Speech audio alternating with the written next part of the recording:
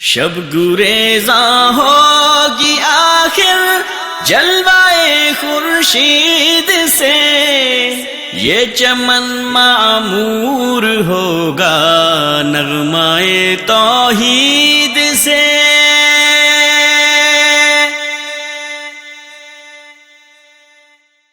علماء اہل توحید ان سدائیوں کو، ان راہبیوں کو بلا رہے ہیں، اللہ کی توحید کی طرف دعوت دے رہے ہیں۔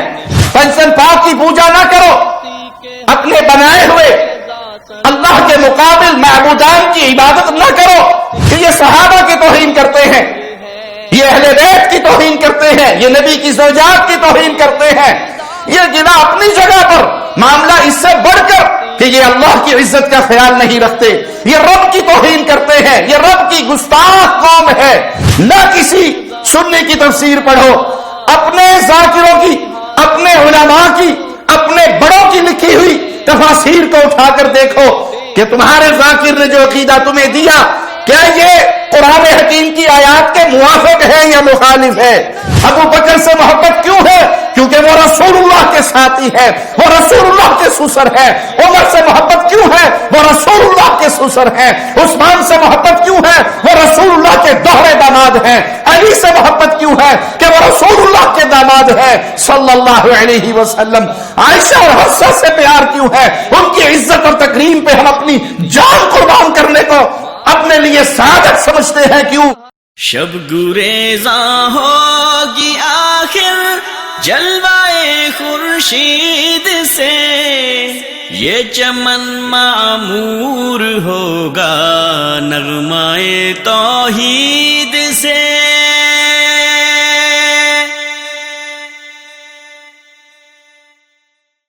السلام علیکم ورحمۃ اللہ وبرکاتہ۔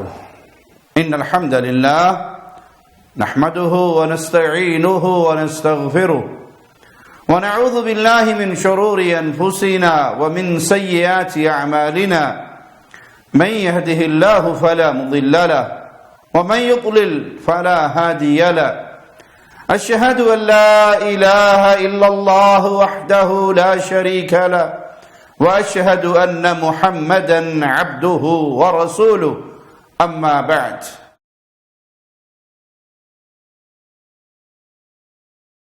اللہ مالک نے انسانیت کی ہدایت کے لیے اپنے انبیاء کو اس دنیا پہ مبعوث فرمایا۔ مالک فرماتا ہے وَلَقَدْ بَعَثْنَا فِي كُلِّ أُمَّةٍ رَسُولًا، ہم نے ہر امت میں رسول بھیجے۔ ان رسولوں نے اپنی اقوام کو، انسانوں کی بندگی سے نکال کر انسانوں کے رب کی بندگی کی طرف بلایا۔ انہی انبیاء میں سیدنا نوح علیہ السلام جو سال ہا سال تک اپنی قوم کو پیغام توحید دیتے رہے، دن کو پکارا، رات کو پکارا، انسانوں کی بندگی سے ان کو نکالنے کی ہر طرح کی کوشش کی، لیکن قوم نوح علیہ السلام کی قوم پنجتن کو پوجتی تھی، اور اس پوجا میں وہ اتنے شدید تھے کہ نوح علیہ السلام کی بات نہیں سنتے تھے،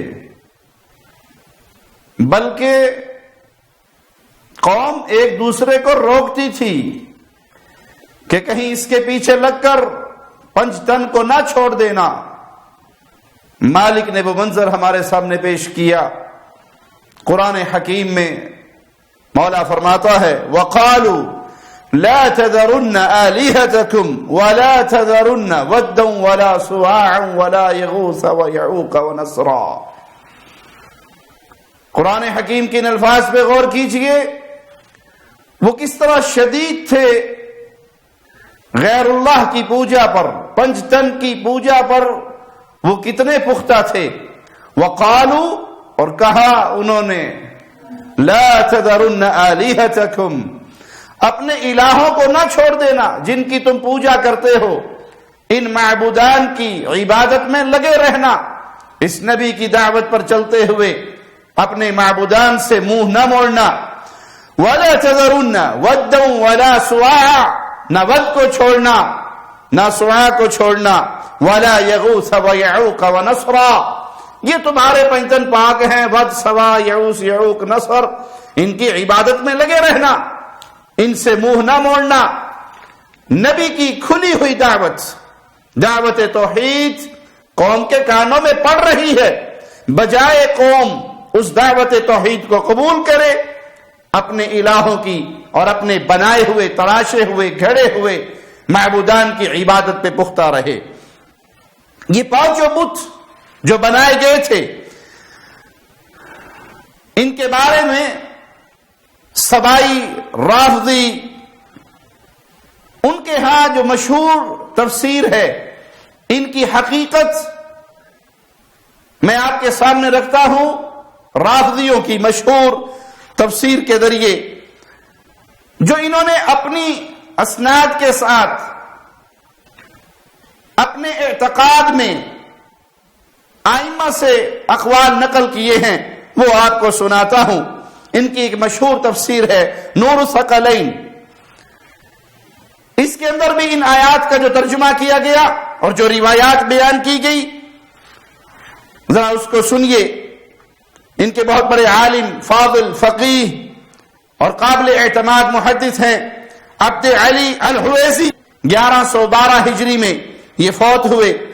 اصل تفسیر ان کی عربی زبان میں ہے، اس کی جلد 8 اور صفحہ 10 پر لکھا ہے فی کتاب علل الشرائع باسنادہ عن جعفر بن محمد علیہ السلام فی قول اللہ قالوا لا تذرن آلہتکم۔ مکمل روایت اس کے اردو ترجمے سے ملاحظہ کیجئے، اس کے جلد 8 اور صفحہ 511 اور 12 پر ہے۔ یہ ترجمہ ان کے شیخ الاسلام علامہ الطاف حسین کلاچی نے کیا، اور اس پہ نظر ثانی رافضیوں کے حجت الاسلام علامہ ریاض حسین جعفری جو قم سے فاضل ہیں انہوں نے کی۔ وقالوا لا تذرن آلہتکم ولا تذرن ودا ولا سواعا ولا يعوس ويعوق ونصرا، اور انہوں نے کہا اپنے معبودان سے ہرگز دستبردار نہ ہونا، اور ود، سواع، یغوث، یعوق، نصر کو نہ چھوڑنا۔ یہ ترجمہ قرآن حکیم کی ان آیات کا آپ کے سامنے رافضیوں کی تفسیر نور الثقلین 511 صفحے سے پیش کر رہا ہوں۔ اور اس کی تفسیر میں وہ لکھتے ہیں، کتاب علل الشرائع میں امام جعفر صادق سے منقول ہے کہ ود، سواع، یغوث، یعوق، نصر اللہ کے بندے تھے، وہ ہمیشہ اللہ کی بندگی اور عبادت کرتے تھے۔ یہ اللہ کے نیک بندے تھے جو ساری زندگی اللہ کی بندگی کرتے رہے، اللہ کی عبادت کرتے رہے۔ آخر وہ اس دنیا سے چلے گئے، ان کی قوم کے لوگ ان کی موت پر بہت زیادہ غمگین ہوئے۔ ابلیس ملعون ان کے پاس آیا اور ان سے کہا میں تمہارے لیے ان کی شکلوں کے بت بنا دیتا ہوں، بس تم انہیں دیکھتے رہنا اور ان سے مانوس رہنا، اور ساتھ ساتھ اپنے اللہ کی عبادت بھی کرتے رہنا۔ شیطان نے ان کے لیے بت تیار کر دیے جو ان مرنے والوں کی تمثال تھے، پس وہ لوگ اللہ کی عبادت کرتے رہتے اور انہیں بھی دیکھتے رہتے۔ پس جب سردی کا موسم آیا اور بارشیں ہوئی، وہ ان بتوں کو اپنے گھروں میں لے گئے اور وہاں انہیں کھڑا کر دیا اور اللہ کی عبادت شروع کر دی۔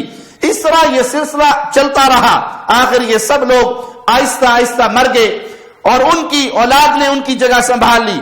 انہوں نے ایک دوسرے سے کہا ہمارے آبا انہی بتوں کی عبادت کیا کرتے تھے، انہوں نے اس دن سے اللہ کی عبادت چھوڑ دی اور بتوں کی عبادت شروع کر دی۔ اسی لیے قرآن میں آیا وَلَا تَذَرُنَّ وَدًّا وَلَا سُوَاعًا۔ رافضیوں کی تفسیر سے واضح ہوا کہ یہ جو 5 بت قوم نوح پوجا کرتی تھی، اس کی پوجا کی ابتدا کیسے ہوئی؟ اور یہ اللہ کے اولیاء تھے، نیک لوگ تھے، عبادت گزار تھے، اور قوم اللہ کی عبادت چھوڑ کے ان کی عبادت میں لگ گئی. یہی روایت رافضیوں کے 3 صدی کے ایک مفسر علی القمی نے وہ بھی بیان کرتا ہے. تفسیر القمی جلد 3 ہے اور صفحہ 1104 ہے. قال كان قوم مؤمنين قبل نوح عليه السلام فماتوا فحزن عليهم الناس فجاء إبليس فاتخذ لهم صورهم ليأنسوا. یہ دلیل میں آپ کو کسی اہل سنت کی تفسیر سے نہیں دے رہا بلکہ رافضیوں کی ہی ایک تفسیر انہی کے شیخ علی القمی وہ بیان کرتے ہیں کہ یہ مومنین کی ایک جماعت تھی. یہ 5 اہل ایمان میں سے تھے, مومنین میں سے تھے. فماتوا جب یہ مر گئے, فحزن علیہم الناس لوگ غمگین ہو گئے ان کی وفات کی وجہ سے, دکھ میں آئے. فجاء ابلیس فاتخذ لهم صورهم ليأنسوا. ابلیس ملعون نے ان کے لیے مورتیاں بنائی ان اولیاء کے نام کی اور ان سے ملتی جلتی تماثیل گھڑی تاکہ لوگ ان سے مانوس رہے. لوگ پھر ان کی پوجا پاٹ پہ لگے. اولیاء اللہ کی پوجا کیسے شروع ہوئی, اس آیت کی ساری تفصیل رافضیوں سبائیوں کی تفصیل سے پیش کر رہا ہوں. رافضیوں کی مشہور و معروف تفسیر البرہان, اس کی جلد نمبر بھی 8 صفحہ 129 پر بھی یہی روایت موجود ہے. كان قوم مؤمنون قبل نوح علیہ السلام فماتوا فحزن علیہم الناس. وہی روایت جو میں آپ کو پہلے 2 تفسیروں سے سنا چکا, یہ تیسری تفسیر سے ہے. رافض کی مشہور تفسیر مجمع البیان جلد 10 ہے صفحہ 105 پر بھی یہی روایت موجود ہے. وَهَذِهِ أَسْمَاءُ أَصْنَامٍ كَانُوا يَعْبُدُونَهَا. یہ جو نام ہے بتوں کے, ان بتوں کی وہ پوجا کیا کرتے تھے. ثُمَّ عَبَدَتْهَا الْعَرَبُ فِيمَا بَعْدَ. ان کے بعد پھر ان کی پوجا عربوں نے کرنی شروع کر دی. عن ابن عباس وقتادہ وقیل ان هذه اسماء قوم صالحین. اور یہی تفصیل ابن عباس سے اور قتادہ سے, اور کہا گیا کہ یہ نام تھے مومنین کے, صالحین کے, نیک لوگوں کے. كانوا بین آدم و نوح علیہم السلام. اور یہ قوم آدم علیہ السلام اور نوح علیہ السلام کے درمیان میں یہ لوگ تھے. بات بڑی واضح ہے, ان تفاسیر سے روز روشن کی طرح یہ مسئلہ واضح ہو گیا کہ یہ جو بت ود سوا یغوث یعوق نصر, یہ صالحین تھے, نیک لوگ تھے, مومنین تھے. یہ صرف نام کے بت نہیں تھے, یہ تراشی ہوئی مورتیاں نہیں تھی, ان کے پیچھے ایک بیک گراؤنڈ تھا. یہ اولیاء اللہ صالحین مومنین تھے, اور لوگ پھر ان کے ایسے دیوانے ہوئے کہ وہ اللہ کو بھول گئے اور ان بتوں کی پوجا شروع کر دی. پنجتن پاک کی پوجا نوح علیہ السلام کی قوم میں کیسے ہوئی؟ یہ پنجتن پاک اولیاء اللہ صالحین مومنین تھے. شیطان نے ان کی مورتیاں گھڑ کے قوم کو دی اور قوم اللہ کی عبادت کو چھوڑ کر ان کی پوجا پہ لگ گئے. یہی حال آج سبائیوں کا ہے, رافضیوں کا ہے. قوم پنجتن پاک کے چکر میں اللہ کی عظمت اور وقار سے غافل ہو چکی ہے. جس طرح نوح علیہ السلام کی قوم غافل ہوئی. نوح علیہ السلام نے بارہا اپنی قوم کو جھنجھوڑا, پکارا, بلایا, اللہ کی عزت ان کے سامنے بیان کی, اللہ کا حق ان کے سامنے بیان کیا, لیکن وہ قوم اپنی حرکتوں سے باز نہیں آئی. آئیے قرآن حکیم کی اس آیت پہ غور کرتے ہیں. نوح علیہ السلام اپنی قوم سے آواز لگا کر کہہ رہے ہیں, ما لکم لا ترجون للہ وقارا. تمہیں کیا ہو گیا ہے, تم اللہ کے وقار کا خیال نہیں کرتے, اللہ کی عزت کا خیال نہیں کرتے. وقد خلقکم اطوارا. اسی نے تمہیں طرح طرح سے پیدا کیا. لیکن نوح علیہ السلام کی قوم کے لوگ سوائے چند ایک کے اللہ کی عظمت سے غافل رہے, اللہ کے وقار سے غافل رہے, اور پنجتن پاک کی پوجا میں مست رہے, بتوں کی عبادت میں لگے رہے, یہاں تک کہ ان پر عذاب آیا.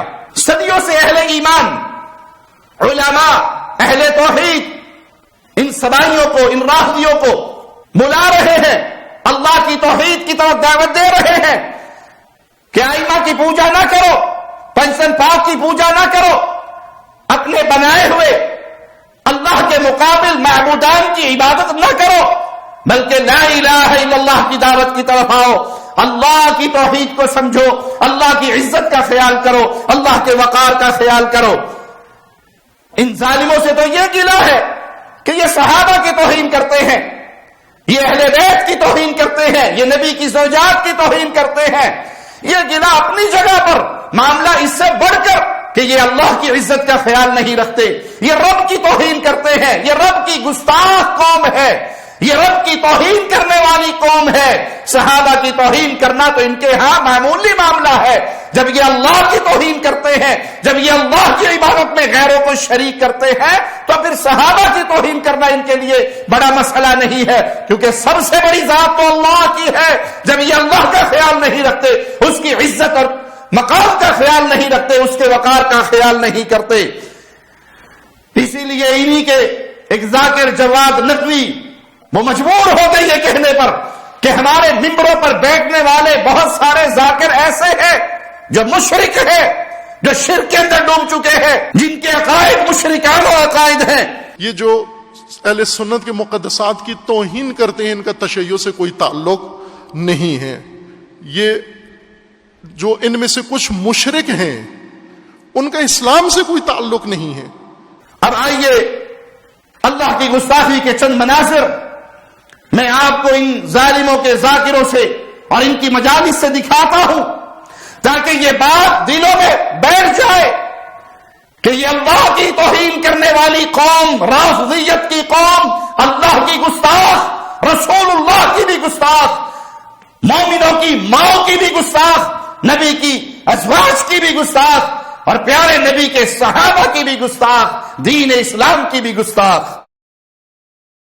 یہ ان کا ایک جاہل جس کو یہ علامہ کا نام دیتے ہیں، لقب دیتے ہیں، تصدق حسین، یہ کہتا ہے 14 اللہ کے قریب نہیں، اللہ 14 کے قریب ہے۔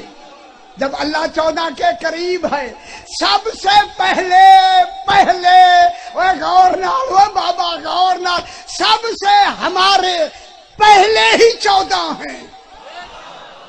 جب آپ نماز پڑھتے ہیں قربتاً اللہ، اللہ کے پاس بعد میں جائیں گے کہ نماز پہلے پہنچتی 14 کے پاس۔ انا للہ و انا الیہ راجعون۔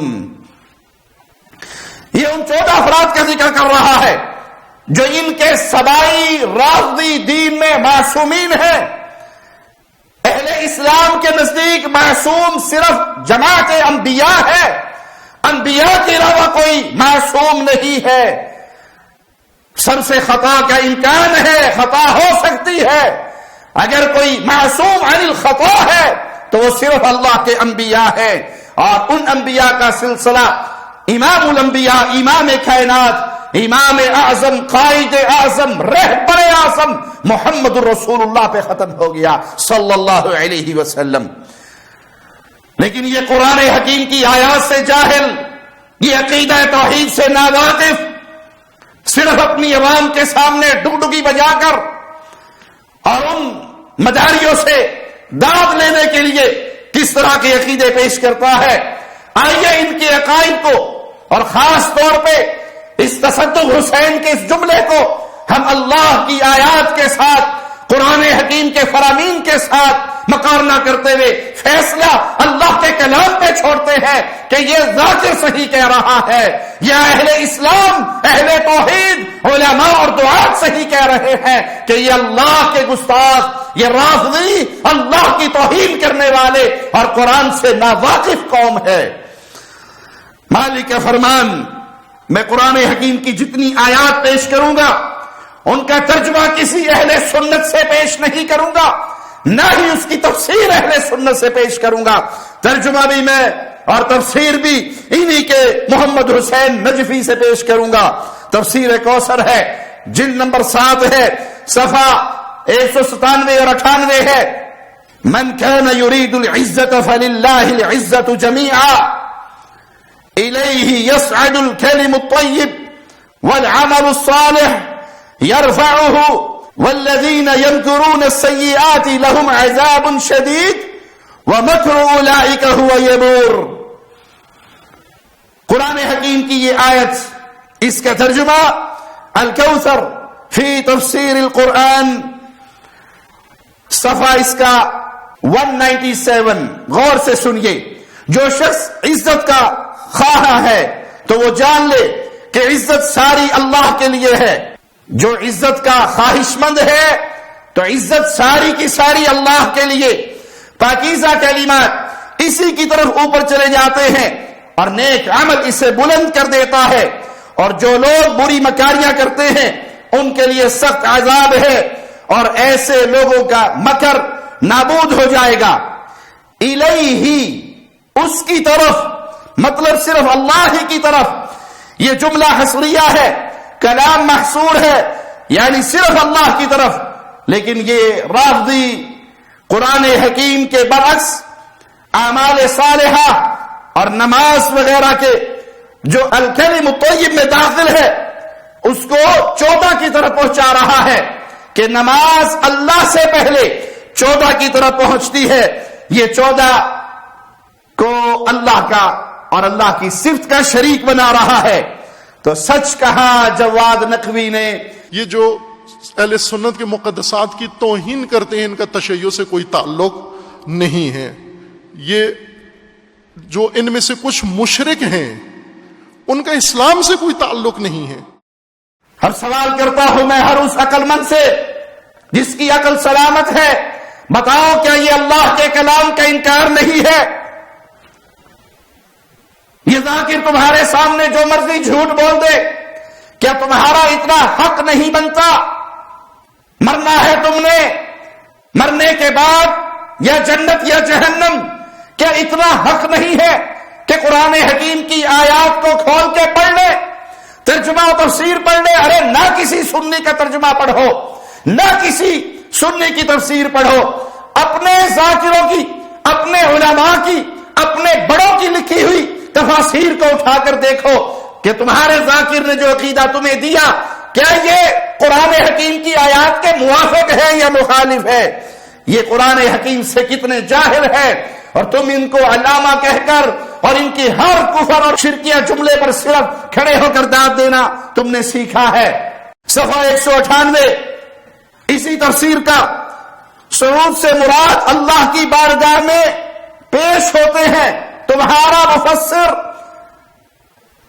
قرآن حکیم کی اس آیت سے جو چیز ثابت کر رہا ہے کہ نیک اعمال صرف اللہ کی طرف بلند ہوتے ہیں اور اللہ کی طرف پیش ہوتے ہیں، لیکن یہ ذاکر کہتا ہے جب آپ نماز پڑھتے ہیں قربتاً اللہ، اللہ کے پاس بعد میں جائیں گے کہ نماز پہلے پہنچتی 14 کے پاس. چلے آپ کو رافضیوں کی ایک اور تفسیر جو ان کے محدث و علامہ نے 12ویں صدی کے آغاز میں لکھی، عبد علی الحویزی کی تفسیر نور الثقلین، جس کا اردو ترجمہ بھی ہو چکا ہے، جلد 7 صفحہ 128 پر لکھا ہے الیہ یصعد الکلم الطیب والعمل الصالح یرفعہ. پاکیزہ کلمات اس تک چڑھتے ہیں اور عمل صالح انہیں بلند کرتا ہے. امام محمد باقر علیہ السلام سے روایت ہے کہ آپ نے اپنے آباء طاہرین کی سند سے رسول اکرم صلی اللہ علیہ وسلم سے روایت کی کہ حضرت نے فرمایا عمل ہی قول کی تصدیق یا تردید کرتا ہے.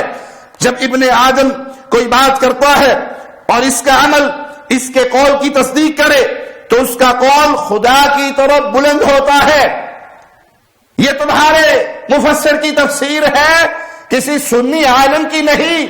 اپنی عقل پہ پڑے ہوئے عقیدت کے پردوں کو اتار کر اپنے مفسرین کی لکھی ہوئی تفسیر کو ہی پڑھ لو تو تمہیں عوام الناس سمجھ آ جائے کہ تمہارے ذاکر تمہارے ساتھ جھوٹ بولتے ہیں، تمہیں شرک کی طرف لے کر جاتے ہیں، اور جواد نقوی کے جملوں کے مطابق وہ تمہیں مشرک بنا دیتے ہیں. وہ کہتے ہیں کہ نماز پہلے 14 کی طرف جاتی ہے، اللہ کی طرف بعد میں، پہلے 14 کی طرف. جب آپ نماز پڑھتے ہیں قربتاً اللہ، اللہ کے پاس بعد میں جائیں گے کہ نماز پہلے پہنچتی 14 کے پاس. اور تمہارے مفسرین لکھتے ہیں کہ ہر نیک عمل، ہر نیک قول صرف اللہ کی طرف بلند ہوتا ہے. یہ تمہاری کتب میں حدیث رسول ہے، ہماری کتاب نہیں، اہل سنت کی نہیں. کتاب بھی تمہاری، مفسر بھی تمہارے، اور تمہارے ائمہ اس کو قول رسول کہہ رہے ہیں کہ یہ نبی کریم صلی اللہ علیہ وسلم کا فرمان ہے. لکھنے والے رافضی ہیں، سبائی ہیں، تمہارے مذہب کے امام ہیں اور امام باقر سے نقل کر رہے ہیں. ہم امام باقر رحمہ اللہ کی عزت کرتے ہیں، ہم سب ائمہ کی عزت کرتے ہیں کیونکہ وہ آل رسول ہیں. ہماری تو ساری محبت رسول اللہ صلی اللہ علیہ وسلم سے ہے. ابو بکر سے محبت کیوں ہے؟ کیونکہ وہ رسول اللہ کے ساتھی ہے، وہ رسول اللہ کے سسر ہے. عمر سے محبت کیوں ہے؟ وہ رسول اللہ کے سسر ہے. عثمان سے محبت کیوں ہے؟ وہ رسول اللہ کے دوہرے داماد ہیں.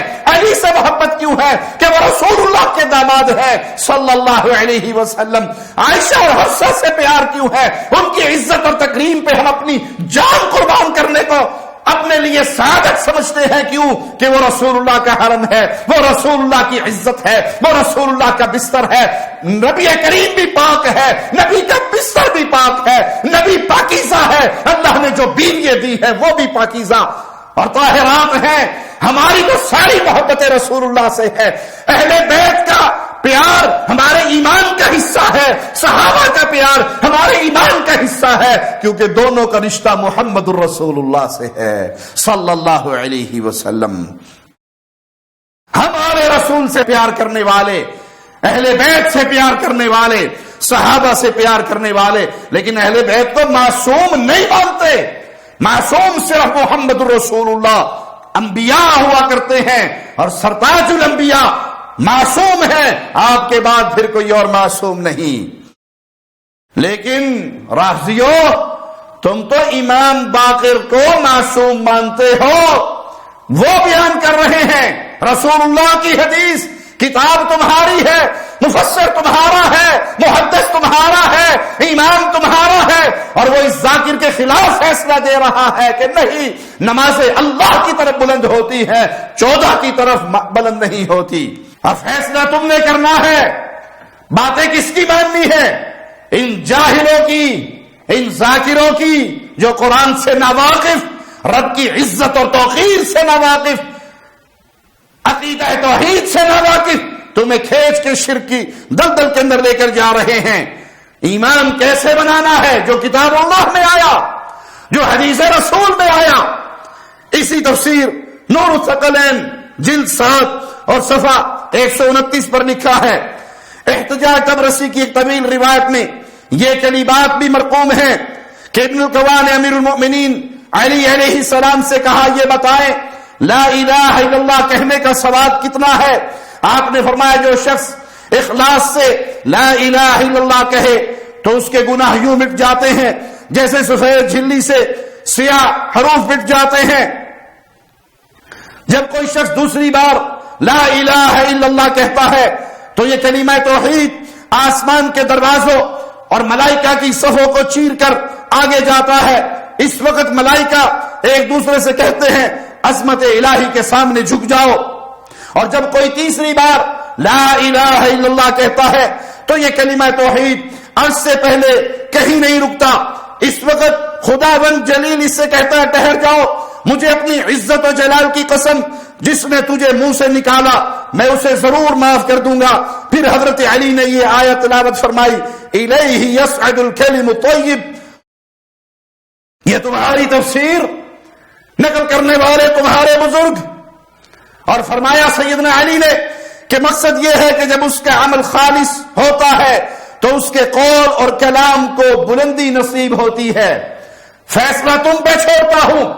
ان جاہلوں کے سامنے بیٹھ کے اپنے عقیدوں کو برباد کرنا چاہتے ہو یا اپنے لکھے ہوئے، اپنے ائمہ کی لکھی ہوئی تفاسیر کو اٹھا کر حقیقت حال دیکھ لو تو یہ ظالم ذاکر تمہیں وہاں پر جھوٹے نظر آئیں گے کہ اعمال اللہ کی طرف بلند ہوتے ہیں، 14 کی طرف بلند نہیں ہوتے. یہ مولا علی کی تشریح و تفسیر ہے کہ پاکیزہ کلام اللہ ہی کی طرف اور ڈائریکٹ پہنچتا ہے، پہلے 14 کی طرف نہیں جاتا جیسے ذاکروں نے تمہیں پٹی پڑھائی۔ اصل میں یہ ان 14 کی عبادت کرنے والے ہیں، ان کو اللہ کا شریک بنانے والے ہیں، اور جواد نقوی کے قول کے مطابق یہ مشرکوں کی صف میں جا کر کھڑے ہو چکے ہیں۔ اب آئیے شرک و کفر کی نجاستوں سے بھری ہوئی ایک پلید مجلس کا میں آپ کو منظر دکھاتا ہوں۔ باقر نقوی توحید ربانی کے انکار پر مبنی باتیں کیسے کر رہا ہے، کیسے کفر بک رہا ہے، اور اس کے کفریہ کلام پر اس کی عوام جو بیچاری جاہل ہے، دین سے بے بہرا ہے، قرآن حکیم سے بے بہرا ہے، قرآن حکیم کے ترجمے اور تفسیر سے بے بہرا ہے، وہ کس طرح اس کے کفریہ کلام پر کھڑے ہو کر ناچتے ہیں اور داد دیتے ہیں، کہتے ہیں۔ ہم مولا سے پوچھا کہ مولا عبادت اصل میں کیا ہے؟ کا عبادت آنا نحن عبادت، اصل میں عبادت ہے ہی ہم، ہمارے علاوہ عبادت ہے ہی نہیں۔ اصل میں فجر بھی ہم ہیں، ظہر بھی ہم ہیں، عصر بھی ہم ہیں، مغرب بھی ہم ہیں، عشاء بھی ہم ہیں، جمعہ بھی ہم ہیں، عیدین بھی ہم ہیں، حج بھی ہم ہیں، قربانی بھی ہم ہیں، زکوٰۃ بھی ہم ہیں، خمس بھی ہم ہیں، توجہ گردان موتے میں نہیں، حجاب توحید بھی ہم ہیں۔ انا للہ و انا الیہ راجعون۔ یہ جاہل مطلق، یہ امی محض جو اللہ کی توحید کو، قرآن حکیم کی آیات کو، اسلام کے بنیادی ڈھانچے کو، عقیدہ توحید کی ابتدائی معلومات سے بھی ناواقف، بے خبر، شرک کی غلافتوں میں ڈوبا ہوا مجرم، یہ کس طرح مولا علی کی طرف یہ باتیں منسوب کر رہا؟ مولا علی رضی اللہ عنہ وارضاہ نے یہ جملے نہیں کہے، یہ جھوٹ ہے جو تم نے مولا علی کے نام لگایا ہے۔ ان کے علامہ نجفی نے عبادت کی تعریف کیا کی ہے؟ جلد 1 صفحہ 207، تمہارے گھر کی تمہیں سنا رہا ہوں، تمہارے گھر کے دلائل تمہارے آگے رکھ رہا ہوں تاکہ تمہاری عقل ٹھکانے آ جائے، کوئی تمہیں گمراہ کرتے ہوئے یہ نہ کہے کہ یہ تو سنیوں کی تفسیر اور سنی مولویوں کے حوالے دے رہا ہے، بخاری و مسلم پڑھ کر نہیں سنا رہا، قرآن حکیم کی تفاسیر میں تمہیں ابن کثیر سے پڑھ کر نہیں سنا رہا، میں تمہیں تمہارے مفسرین، تمہارے محدثین، تمہارے گھر کی کتابیں پڑھ کر سنا رہا ہوں۔ اللہ کے لیے ان اہل شرک کے دامن سے نکل آؤ، جو تمہارے بڑوں نے لکھا ہے اس کو ایک دفعہ اپنی کھلی آنکھوں سے پڑھ کر تو دیکھ لو۔ الکوثر فی تفسیر القرآن پہلی جلد ہے، صفحہ 207 ہے۔ عبادت کی صحیح تعریف قرآنی شواہد کی روشنی میں اس طرح ہے: کسی کو خالق یا رب تسلیم کر کے اس کی تعظیم کرنا۔ عبادت کی صحیح تعریف تمہارے ذاکر نے کیا کہا؟ سیدنا علی کے نام جھوٹ لگا کر انہوں نے کہا ہم ہی عبادت ہے، نحن العبادہ، ظہر فجر عصر مغرب عشاء سب کچھ ہم، حج قربانی ہم۔ ہم مولا سے پوچھا کہ مولا عبادت اصل میں کیا ہے؟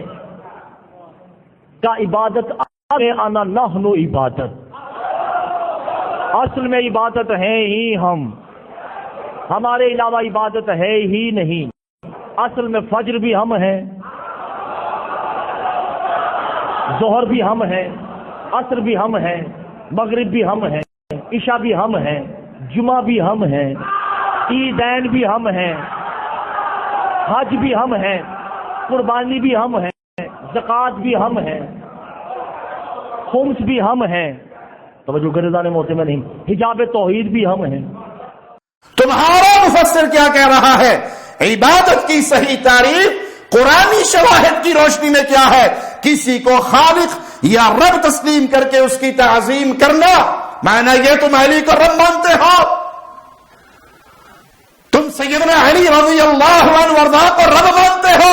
اپنے مفسر کی اس تفسیر کی روشنی میں اگر تم عبادت سیدنا علی کو سمجھتے ہو، خود لفظ عبادت سے اس کی تعریف نکل آتی ہے، چنانچہ عبد مملوک کو کہتے ہیں، العین میں آیا ہے العبد یعنی المملوک، اور مملوک اسے کہتے ہیں جس کا کوئی مالک ہو، چنانچہ رب مالک کو کہتے ہیں، لہذا عبادت رب کی ہوتی ہے۔ اگر کوئی رب نہیں ہے تو اس کا عبد بھی نہیں ہوگا، اور جب عبد نہیں ہے تو عبادت بھی نہیں ہوگی۔ اس مطلب کو اس آیت میں بیان کیا گیا، ان اللہ ربی، اللہ میرا رب ہے۔ یہ آیت بطور دلیل نجفی لے کر آیا ہے، تمہارا شیخ، تمہارا مفسر، اللہ میرا رب ہے، اللہ تمہارا بھی رب ہے، فاعبدوہ، تم سب اس کی عبادت کرو، ھذا صراط مستقیم، یہ صراط مستقیم ہے۔ بے شک اللہ میرا رب، تمہارا بھی رب، اسی کی بندگی کرو، یہی سیدھا راستہ ہے۔ نجفی نے عبادت کا معنی اس جگہ یہ بیان کیا کہ بندہ ہونا عبادت ہے، اور عبادت صرف رب کی ہوتی ہے، یہ نہیں کہا کہ ائمہ کی بھی عبادت ہوتی ہے۔ مزید سنیے، اسی نجفی نے سورۃ حج آیت نمبر 77 کی تفسیر میں لکھا، یا ایھا الذین آمنوا ارکعوا واسجدوا واعبدوا ربکم وافعلوا الخیر لعلکم تفلحون، ایمان والو رکوع کرو، سجدہ کرو، اپنے پروردگار کی عبادت کرو، نیک عمل انجام دو، امید ہے اس طرح تم فلاح پا جاؤ گے۔ قرآن کی اس آیت کا ترجمہ میں نے آپ کو نجفی سے سنایا ہے، تفسیر بھی اسی نجفی سے سناؤں گا، ترجمے سے واضح ہو گیا، لیکن آئیے تفسیر سنتے ہیں تاکہ مسئلہ اور واضح ہو جائے۔ وَاعْبُدُوا رَبَّكُمْ، اپنے رب کی عبادت کرو، یعنی جو کچھ اللہ کی طرف سے اس کے رسول نے پیش کیا اس کی اطاعت کرو، یہی بندگی ہے۔ وَاعْبُدُوا رَبَّكُمْ سے یہ بات بھی واضح ہوتی ہے کہ عبادت رب کی جاتی ہے، عبادت رب کی ہوتی ہے، جس ذات کو تم نے اپنا رب تسلیم کیا اس کی بندگی کرو۔ تم نے علی کو رب مانا، اس ذاکر کے اس کفریہ شرکیہ جملے پر کھڑے ہو کر داد دینے والوں، تمہارے مفسر کی تفسیر کی روشنی میں تو مطلب یہ ہوا کہ تم نے علی کو رب مانا، اسی لیے کہا کہ علی کی عبادت، علی فجر ہے، ظہر ہے، عصر ہے، مغرب ہے، عشاء ہے، قربانی ہے، حج ہے۔ تمہارا مفسر تو اس قرآن حکیم کی آیت کی تفسیر میں کہہ رہا جس کو رب مانا جائے اس کی عبادت کی جاتی ہے۔ اگر تم علی کو رب مانتے ہو تو پھر تو سچ کہا تھا جواد نقوی نے کہ تم شرک کی دلدل میں گر کے مشرک ہو چکے ہو۔ جس طرح وَاعْبُدُوا میں نماز بھی شامل ہے، اسی طرح فعل الخیر میں عبادت بھی شامل ہے۔ وَفْعَلُوا الْخَيْرَ، اس میں عبادت بھی شامل ہے، نماز بھی شامل، عبادت بھی شامل۔ اور یہ نماز اور عبادت ہے کس کے لیے ہوگی؟ جس کو تم نے اپنا رب مانا ہے۔ پہلے فیصلہ کر لو تمہارا رب اللہ ہے تو یہ ساری عبادتیں اللہ کے لیے، اور اگر تم نے رب ائمہ کو 14 کو مانا ہے، جیسے نوح علیہ السلام کے دور کے مشرکوں نے پنجتن پاک کو اپنا الہ مان لیا تھا، کیا تم نے بھی ایسا ہی کیا ہے؟ تو پھر اپنے ایمان کی فکر کرو، اللہ کے علاوہ کسی اور کو پوجنے والے مومن نہیں ہوتے۔ یہاں نجفی نے نبی کریم صلی اللہ علیہ وسلم کی اطاعت و فرمانبرداری کرنے کو عبادت قرار دیا، نماز کو عبادت کہا، اسی طرح نیک عمل فعل الخیر کو بھی عبادت کہا۔ یہ نہیں کہا کہ ائمہ عبادت ہیں، بلکہ عبادت صرف رب کی ہوتی ہے۔ سمجھا رہا ہوں، پکار رہا ہوں، بلا رہا ہوں، آوازیں دے رہا ہوں، تمہارے گھر کی کتابیں پڑھ پڑھ کر تمہیں سنا رہا ہوں، تاکہ قیامت کے دن تم میں سے کوئی یہ نہ کہہ سکے کسی نے ہمارے پر حجت تمام نہیں کی تھی، کسی نے ہمیں سمجھایا نہیں تھا، کسی نے ہمیں پیار سے بتایا نہیں تھا۔ ہم تو ذاکروں کے کفریہ شرکیہ جملے سن کے مست ہو کر کھڑے ہو کر نعرہ حیدری لگا دیتے ہیں، اور ایسے ایسے چیخ کے نعرے لگائے جاتے ہیں۔ ہاتھ کو بولو نعرہ حیدری، نعرہ حیدری، نعرہ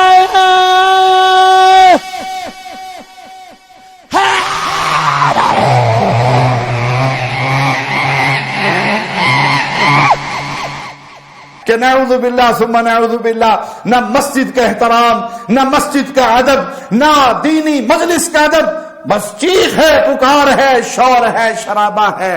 تمہیں یہ ساری باتیں پیار و محبت سے، تمہارے گھر کی گواہیوں سے تمہیں اس لیے بتا رہا ہوں، قیامت کے دن تم کسی کا گریبان نہ پکڑ سکو۔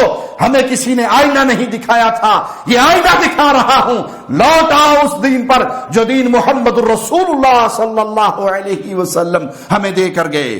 یہ تیسرا مکروہ منظر دیکھیے، یہی باقر نقوی اس کے بعد کیسے شرک کو پروان چڑھاتے ہوئے عقیدہ توحید کا انکار کر رہا ہے اور سیدنا علی کی طرف منسوب کرتا ہے کہ علی نے کہا آدم کے خالق بھی ہم ہیں، نوح کے خالق بھی ہم ہیں، مشرق کے خالق بھی ہم ہیں۔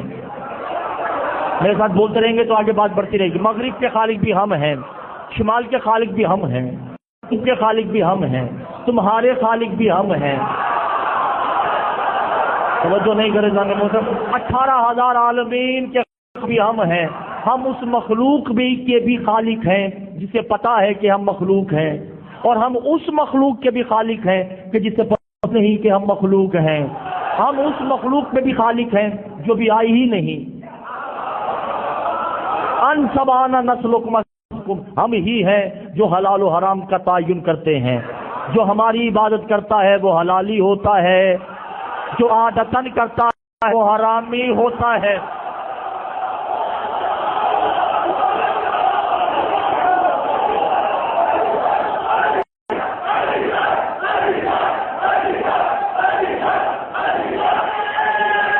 انا للہ و انا الیہ راجعون۔ ساری کائنات کا خالق اللہ سبحانہ و تعالی ہے، انسانوں کا خالق، جنوں کا خالق، پوری کائنات کے ذرے ذرے کا خالق صرف اللہ ہے۔ اللہ بھی خالق، علی بھی خالق، یہی تو شرک ہے۔ اللہ ہی خالق ہے، تنہا اللہ ہی خالق ہے۔ آؤ قرآن حکیم کی سورۃ الانعام آیت نمبر 103 پر غور کرو، دل کی کھڑکیاں کھولو، آنکھوں پہ پڑی ہوئی شرک و کفر کے اندھیروں کی چادروں کو پھاڑ دو اور حقیقت کو پہچاننے کی کوشش کرو۔ ذالکم اللہ ربکم لا الہ الا ہو خالق کل شیء فاعبدوہ وہو علی کل شیء وکیل۔ یہی اللہ تمہارا رب ہے، ذالکم اللہ ربکم، یہی اللہ تمہارا رب ہے، لا الہ الا ہو، اس اللہ کے علاوہ کوئی الہ برحق نہیں، خالق کل شیء، ہر چیز کا خالق اللہ ہے۔ علی کا خالق اللہ، حسن کا خالق اللہ، حسین کا خالق اللہ، فاطمہ کا خالق اللہ، اہل بیت کا خالق اللہ، انبیاء کا خالق اللہ، جنات کا خالق اللہ، کائنات کے ذرے ذرے کا خالق اللہ۔ اللہ کے علاوہ ہر چیز مخلوق ہے، خالق صرف ایک اللہ ہے۔ ظالموں، اللہ کو خالق تو مشرکین مکہ بھی مانتے تھے۔ اس مسئلے میں تو مشرکین مکہ کو بھی کوئی اختلاف نہ تھا کہ خالق صرف اللہ ہے، اللہ کے علاوہ کوئی خالق نہیں۔ تم مشرکین مکہ کو بھی شرک میں پیچھے چھوڑ گئے کہ تم نے علی کو آدم کا خالق مانا، انبیاء کا خالق مانا، پوری کائنات کا خالق مانا۔ اتنا شرک تو ابو جہل نے بھی نہیں کیا تھا۔ یہی اللہ تمہارا رب ہے، اس کے علاوہ کوئی معبود برحق نہیں، اور وہی خالق ہے، خالق کل شیء۔ قرآن کہتا ہے ہر چیز کا خالق۔ یہ نقوی جو تمہیں پٹیاں پڑھا رہا ہے یہ کفر کے عقیدے ہیں، یہ شرک کے عقیدے ہیں۔ یہ رافضیوں نے، سبائیوں نے جو عقائد تمہارے سامنے پھیلائے ہیں یہ ایمان کے عقائد نہیں ہیں، یہ کفر و شرک کے عقائد ہیں۔ تائید کرتا ہوں جواد نقوی کی، میں یہاں پر سچ کہا اس نے۔ یہ جو اہل سنت کے مقدسات کی توہین کرتے ہیں ان کا تشیع سے کوئی تعلق نہیں ہے۔ یہ جو ان میں سے کچھ مشرک ہیں ان کا اسلام سے کوئی تعلق نہیں ہے۔ جواد نقوی صاحب رافضی ہی ہے، انہوں نے اپنے ان ساتھیوں پر کچھ ہولا ہاتھ رکھا ہے، वगरना कुरान हकीम की आयत अगर मैं आपको पढ़कर सुनाऊं तो हकीकत यह है कि ये सिर्फ मुशरिक नहीं, ये अबू जहल से बदतर मुशरिक, ये कुफार मक्का से बदतर मुशरिक कि जिस मसले में कुफार मक्का ने रसूलुल्लाह सल्लल्लाहु अलैहि वसल्लम की तौहीद की दावत से इख्तलाफ नहीं किया, तौहीद रबूबियत में ये राफजी सबाई उस मसले में भी इख्तलाफ करते हुए शिर्क की वादी में डूब चुके हैं। अबू जहल ने अल्लाह के अलावा किसी को खालिक नहीं माना, लेकिन ये अली को खालिक मानकर अबू जहल से भी बदतर हो चुके हैं। अगर तुम्हारा दावा है कि तुम कुरान हकीम को मानते हो, कुरान हकीम पे तुम्हारा ईमान है, तो आओ अल्लाह के कलाम को पढ़ो और फिर दावत दूंगा अपने ही किसी शेख का तर्जुमा पढ़ लो, अपने ही किसी इमाम की तफसीर पढ़ लो। ये लाखों रुपए लगाकर इन जाकिरों को तुम बुलाकर हजारों को मुशरिक बना जाते हो, अकीदा तौहीद का बेड़ा गर्क कर दिया जाता है तुम्हारी मजलिसों में, शिर्क को ईमान बनाकर साबित किया जाता है, दिखाया जाता है। आओ मैं तुम्हें लेकर चलता हूं मोहम्मद हुसैन नजफी के तर्जुमे और उसकी तफसीर की तरफ। 6ठी जिल्द में अल कौसर फी तफसीर अल कुरान, कुरान हकीम की चंद आयात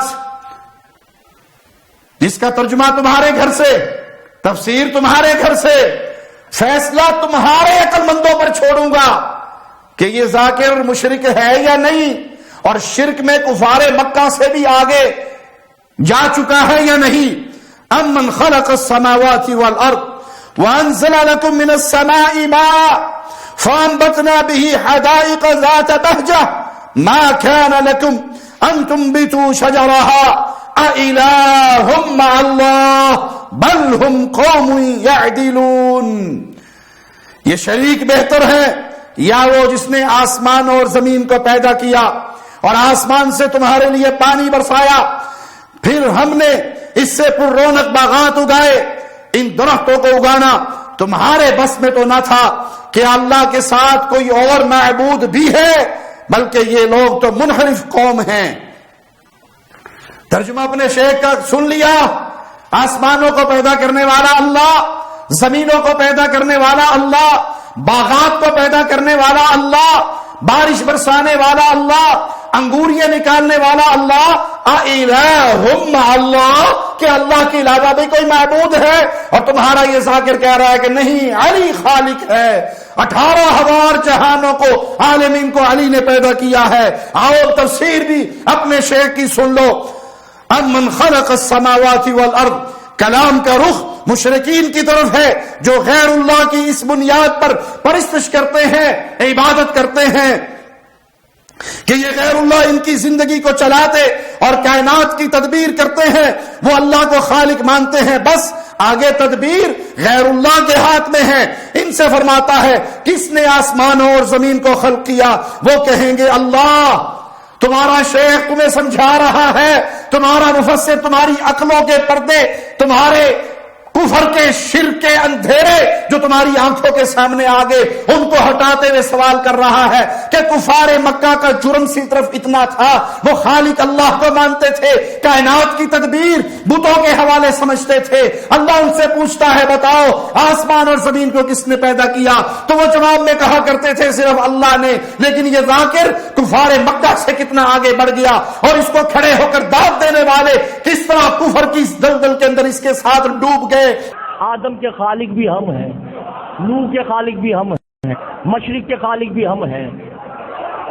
मेरे साथ बोलते रहेंगे तो आगे बात बढ़ती रहेगी। मगरिब के खालिक भी हम हैं, शिमाल के खालिक भी हम हैं, के खालिक भी हम हैं, तुम्हारे खालिक भी हम हैं। तवज्जो नहीं करे जाने मौसम 18,000 आलमीन के भी हम हैं। और राफजियों गौर कर लो, और सबाइयों गौर कर लो, और इन जाकिरों के पीछे मुशरिक बन जाने वालों गौर कर लो। ये कुरान हकीम, ये कुरान हकीम की आयात, ये तुम्हारे शेख के तर्जुमे, ये तुम्हारे मुफस्सिर की तफसीरें, वो तुम्हें बता रही है कि मुशरिकीन मक्का सिर्फ अल्लाह को खालिक मानते थे। कायनात की तदबीर में इन बुतों का, इन औलिया अल्लाह का कुछ हिस्सा माना करते थे। लेकिन ये जाकिर तुम्हें किस तरह शिर्क की तरफ लेकर जा رہے ہیں کہ علی ہی آدم کا خالق ہے، علی ہی انسانوں کا خالق ہے، علی سارے جہانوں کا خالق ہے. سچ کہا جواد نقوی نے. جو ان میں سے کچھ مشرک ہیں ان کا اسلام سے کوئی تعلق نہیں ہے. آؤ مزید سنو، نجفی تفسیر میں مزید کیا لکھتا ہے. الہ مع اللہ کی تفسیر کرتے ہوئے کہتا ہے کیا کوئی معبود ایسا ہے جو اللہ کے ساتھ تخلیق و تدبیر کا یہ عمل انجام دے سکے؟ جواب نفی میں ہے. جب تخلیقی عمل صرف اللہ کے ہاتھ میں ہے تو تدبیر کا عمل بھی صرف اللہ کے ہاتھ میں ہے، لہذا صرف اللہ ہی معبود ہے.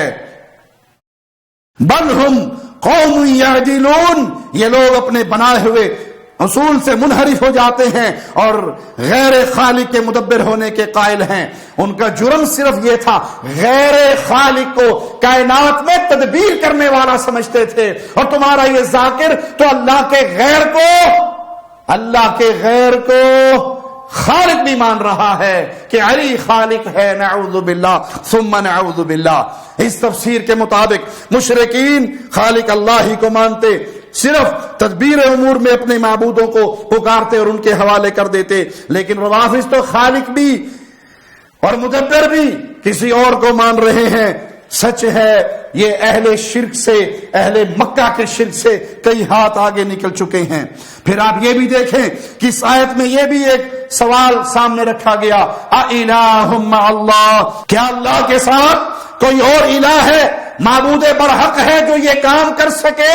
آسمان کو تخلیق، زمین کی تخلیق، باغات کو اگانا، بارشوں کا برسانا، کیا کوئی معبود برحق ہے جو یہ کام کر سکے؟ کیا معنی؟ معبود برحق ہی خالق ہوتا ہے، باقی ساری کائنات مخلوق ہے. اپنے گریبان میں منہ ڈال کے جھانک لو، تم بھی مانتے ہو، ساری دنیا کو پتا ہے تمہارا کلمہ اہل اسلام کے کلمہ سے مختلف ہے، لیکن اس کے اندر بھی لا الہ الا اللہ شروع میں آتا ہے یا نہیں؟ اس لا الہ الا اللہ کا معنی، اس لا الہ الا اللہ کا مفہوم کیا ہے؟ کیا اللہ کے علاوہ کوئی اور الہ ہے جو خالق ہو، رازق ہو، مدبر ہو؟ کیا کوئی ہے اللہ کے علاوہ؟ قرآن حکیم کی ایک آیت پہ غور کرو، مالک تمہیں سمجھا رہا ہے، اہل توحید تمہیں پڑھ پڑھ کر سنا رہے ہیں، اہل ایمان تمہارے سامنے یہ آیات پیش کر کے تمہارے سامنے توحید کے دلائل کو واضح کر رہے ہیں. کیونکہ آدم کے بیٹے، یہ زندگی ایک بار ملی ہے، ختم ہو گئی تو دوبارہ نہیں ملے گی. اس زندگی میں لوٹ آؤ اپنے اللہ کی طرف. مالک سوال کرتا ہے، هل من خالق غیر اللہ، کیا اللہ کے علاوہ کوئی اور خالق ہے؟ یرزقکم من السماء والارض لا الہ الا هو فانا تؤفکون. ان آیات کا ترجمہ میں تمہیں تمہارے گھر سے سناؤں گا. اسی الکوثر فی تفسیر القرآن میں اپنے شیخ کی قلم سے لکھا ہوا ترجمہ سن لو. ہماری نہیں مانتے، نہ مانو، اپنے گھر کی تو مان لو. مولا سوال کیا کر رہا ہے، هل من خالق غیر اللہ یرزقکم من السماء، کہ اللہ کے سوا کوئی اور خالق ہے جو آسمان اور زمین سے تمہیں رزق دے؟ جو خالق ہوتا ہے وہی کائنات کی تدبیر کرتا ہے، وہی رزق دیتا ہے. خالق اور رازق وہ صرف ایک اللہ ہے، اس کے سوا کوئی معبود نہیں. لا الہ الا ہو، اس کے علاوہ کوئی معبود برحق نہیں. بس تم کہاں الٹے پھرے جا رہے ہو؟ تفسیر بھی اپنے گھر کی سن لو. یا ایھا الناس اذکروا نعمت اللہ علیکم، خطاب عامت الناس سے ہے جو اللہ کی طرف سے ملنے والی نعمتوں کی نسبت غیر اللہ کی طرف کر دیتے ہیں. جس کے ہاتھ میں کچھ نہیں، اس کے دروازے پہ جاتے ہیں، نعمتیں اللہ دیتا ہے، پوجا دوسروں کی کرتے ہیں. یہ تمہارے گھر کا مفسر تفسیر کر رہا ہے. نعمتیں اللہ دیتا ہے، نسبت غیر کی طرف کر دیتے ہیں. تمہیں پیدا اللہ نے کیا، تم نے نسبت مولا علی کی طرف کر دی. تمہیں رزق اللہ دیتا ہے، تم نے نسبت غیر اللہ کی طرف سیدنا علی کی طرف کر دی.